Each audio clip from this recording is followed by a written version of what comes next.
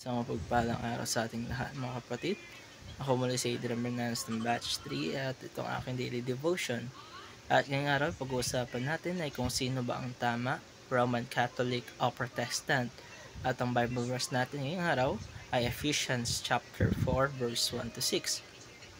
Sinasabi sa ating scripture, I therefore the prisoner of the Lord beseech you that ye walk worthy of the vocation wherewith ye are called, with all lowliness and meekness, with long suffering, forbearing one another in love, endeavoring to keep the unity of the Spirit in the bond of peace.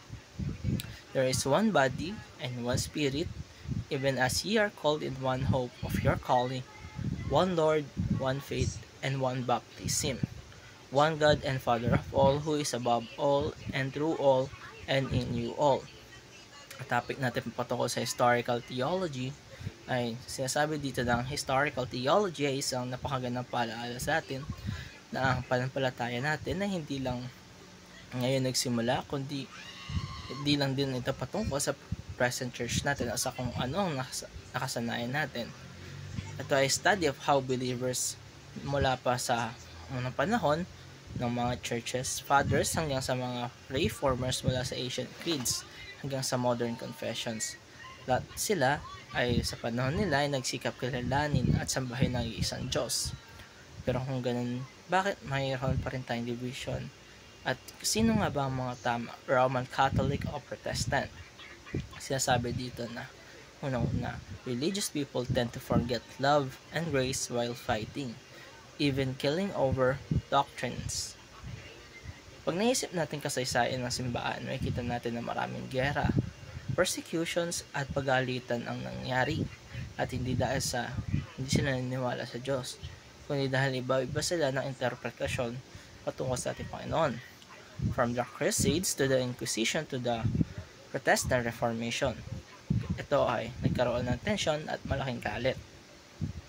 Nakakalungkot lamang isipin na minsan ang simbahan pa mismo naging daan ng pagkakawatak-watak. Nakalimutan natin na minsan na ang core ng ating pananampalataya or faith ay hindi pagiging tama sa debate, kundi yung pagmamahal, ang grasya na ipinakita ni Kristo sa atin. At yun ang naging foundation ng gospel. Kalaway, there is beauty in unity amidst diversity within Christianity. Kahit mayroong differences, dapat mayroon pa rin kagandahan.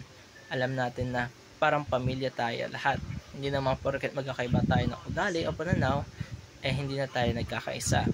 Sa Christianity, we may differ in form, tradition, or expression, but we are still under one Lord, one faith, and one baptism. As sinasabi sa Ephesians chapter 4, ang instruction sa atin ay forbear one another in love. Hindi tayo perfect, pero dapat naging nating pagsikapang manatili sa pagkakaisa, hindi lang sa salita kundi sa puso. That Lord, the Church must preserve the essentials of the faith through the ages. Ang mga non-negotiables like salvation through Christ alone, the Trinity, the authority of Scripture, and dapat ang ating pinanghawakan natin together. At yung mga the rest naman, they are important, pero dapat mayroon pa rin biyaya. Hindi natin kailangan i-compromise ang katotohanan, pero hindi rin natin dapat kailangan excuse ito para maging mapagmataas o mapanghusga. Maging tulad tayo ng mga nauna sa atin, mga taong kahit mapagkakaiba ay nagkakaisa sa isang layunin to glorify God and proclaim the gospel. Kaya mga kapatid, napakahalaga na kahit tayo magkakaiba ng paniniwala, isa lang ang ating Panginoon at yun ang pinakamahalaga. At ang pagdedebate natin ay dapat magkaroon ng pagmamahal at hindi ng pride. At dito nagtatapos ang aking daily devotion mga kapatid. Maraming salamat sa panonood.